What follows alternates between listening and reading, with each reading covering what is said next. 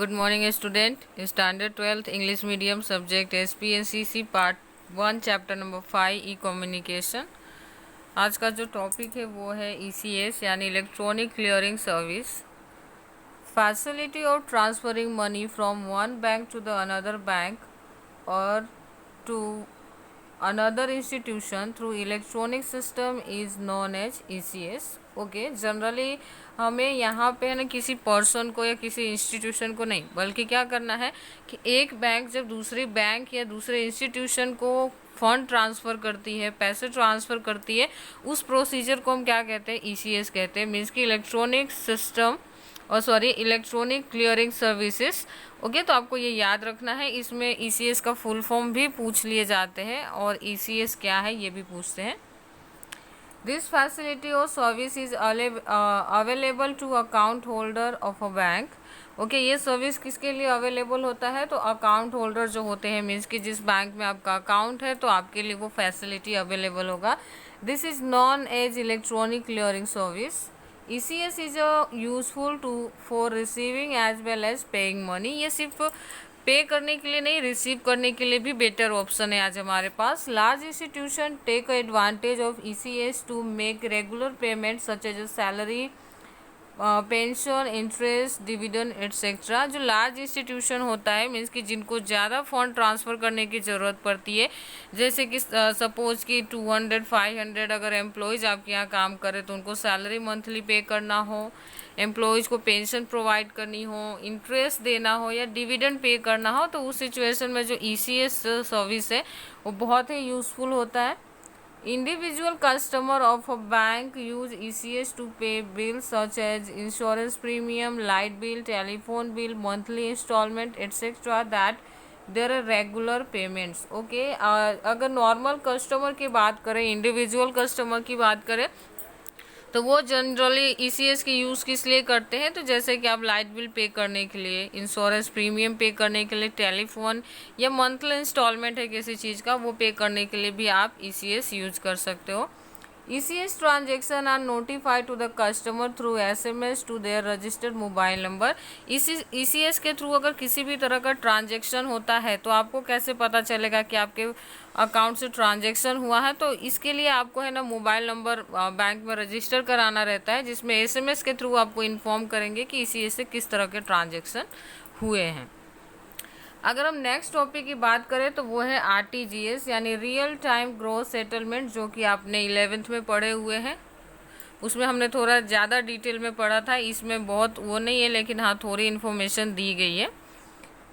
The online services available to the customer of a bank to the transfer amount from one account to the another instantly और with in very short time is known as real time gross settlement. Okay, जब किसी भी bank account holder को एक bank में से दूसरे bank में या फिर एक कस्टमर से दूसरे कस्टमर को ऑनलाइन जब ट्रांसफ़र करने की फैसिलिटी मिलती है, या तो इंस्टेंट यानी तुरंत हो जाता है या फिर बहुत ही कम समय में कर दिया जाता है इस ट्रांसफ़र को, इसे हम कहते हैं real time gross settlement means की RTGS।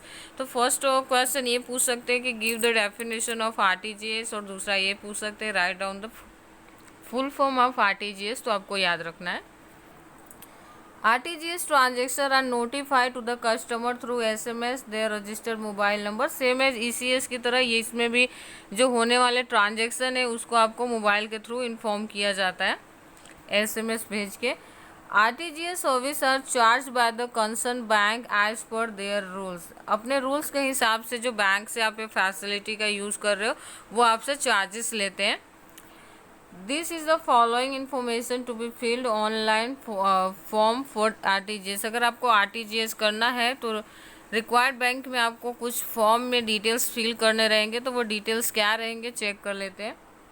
The amount to be transfer, कितना अमाउंट आप ट्रांसफ़र करना चाहते हैं। Second one, name of the account holder of a bank in which account is a transfer. दूसरा, उस व्यक्ति का नाम जिसके अकाउंट से मनी ट्रांसफ़र होने वाला है। Third one, the account number of the account holder of a bank in which amount is transferred. फिर उसका नंबर हमें चाहिए, अकाउंट नंबर और होल्डर का नाम जिसको आप अमाउंट भेज रहे हैं। फोर्थ वन होता है IFSC of the bank in which the amount is transfer. फिर उस बैंक का आपको IFSC कोड चाहिए जो जिसको ये पैसे ट्रांसफ़र होने जा रहे हैं। तो ये कुछ डिटेल्स है जो आपको है ना RTGS में रिक्वायरमेंट्स होती है। ओके, नेक्स्ट टॉपिक देख लेते क्या दिया है। नेक्स्ट है ई लर्निंग और video conferencing. Education imparted obtain outside the classroom through the electronic media without any limitations of a time and place is called e learning. आज के सिचुएशन से बेटर आपको एग्जांपल में क्या दे सकती हूँ कि आप देख रहे हो आज हम क्लासरूम के अंदर नहीं हैं, आप एक दूसरे के सामने प्रेजेंट नहीं हो, फिर भी जो भी जैसे भी लेक्चर आपको मिल रहे हैं वो है ना ई लर्निंग का ही एक बहुत बेस्ट एग्जांपल है कि आप घर बैठे पढ़ाई कर रहे हो। पढ़ना ना पढ़ना आपके ऊपर है, लेकिन वीडियो लेक्चर आपको मिलते रहे जिसमें ना तो किसी टाइम की लिमिटेशन और ना ही प्लेस का। ऐसा बिल्कुल नहीं कि क्लास में बैठ के ही आप वीडियो को देख सकते हो या वो 10 बजे ही देख सकते हो। कभी भी दिन में, पूरे दिन में आपको जब भी टाइम मिलता है, जहाँ भी बैठ के मन करता है वीडियो लेक्चर देख सकते हो। तो ये बेस्ट एग्जाम्पल था हमारे ई लर्निंग के लिए। ठीक है, this types of education is also called online learning. What यहाँ पे अब एक क्वेश्चन पूछ सकते हैं, what is the other name of online learning. तो आपको याद रखना है कि ई लर्निंग के और अदर नेम क्या है। तो online learning, electronic learning and internet learning. तो ये 3 अदर नेम है जो कि ई लर्निंग को हम जानते हैं। नेक्स्ट आता है through internet lecture and videos uploaded on the various academic website education can be obtained in the accordance with the curriculum on the mobile phone और computers। आज मुझे ये सारे टॉपिक समझाने की ज़रूरत भी नहीं है जिसको हम बहुत अच्छे से समझ चुके हैं इस लॉकडाउन के दौरान कि ये क्या है, क्यों है और कैसे है। ओके, आज इंटरनेट कनेक्शन की वजह से, इंटरनेट की हेल्प से जो लेक्चर्स एंड वीडियोस है अपलोड कर दिए जाते हैं। डिफरेंट वेरियस एकेडमिक वेबसाइट है जिस पे आज आप जो वीडियो लेक्चर देखते हो जनरली यूट्यूब के ऊपर देख रहे हो। तो ये एक एकेडमिक वेबसाइट है जहाँ पे हम ये चीज़ें देख सकते हैं। Education can be obtain in accordance with the curriculum on the mobile phone and computers. ये आप है ना जहाँ पे भी आपको हेल्पफुल हो मोबाइल में या कंप्यूटर के अंदर, उसमें भी ये वीडियो आप वॉच कर सकते हो। Examinations are conducted online and their result भी ऑब्टेन ऑनलाइन। जैसे कि हम 30 मार्क का MCQ दे रहे हैं, अभी आप एग्ज़ाम देते हो तुरंत आपका व्यू स्कोर आ जाता है। तो ये बहुत ही अच्छा हम कह सकते हैं कि एग्जाम्पल है जिसमें हम पूरी तरह से समझ सकते हैं कि ऑनलाइन एजुकेशन रियल में है क्या और किस तरह से हमारे लिए हेल्पफुल है। Educational program are telecasted on the television.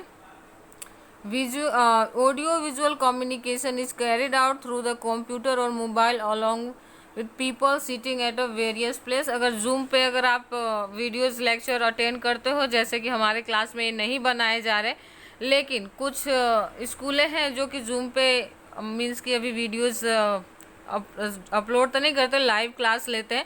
तो उसमें वो करते क्या है कि आप कंप्यूटर और मोबाइल फ़ोन के कनेक्शन की वजह से, इंटरनेट कनेक्शन की वजह से अलग अलग जगहों पे बैठ के भी एक जगह पे आप एजुकेशन ले सकते हो। This is call video conferencing, जिसको हम वीडियो कॉल भी कहते हैं। Hence here communication process is 2 वे। जब हम वीडियो कॉन्फ्रेंसिंग करते हैं ना तो वो 2 वे प्रोसेस होता है, क्योंकि उसमें हम जो बोलते हैं ना उसका रिप्लाई आप भी कर सकते हो।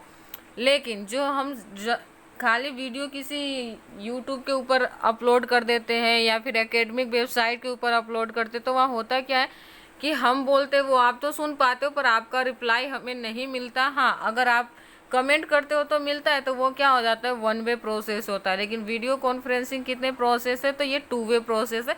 ऐसा MCQ में पूछ सकते हैं कि video conferencing is which types of a process. तो आपको याद रखना है 2 वे प्रोसेस है।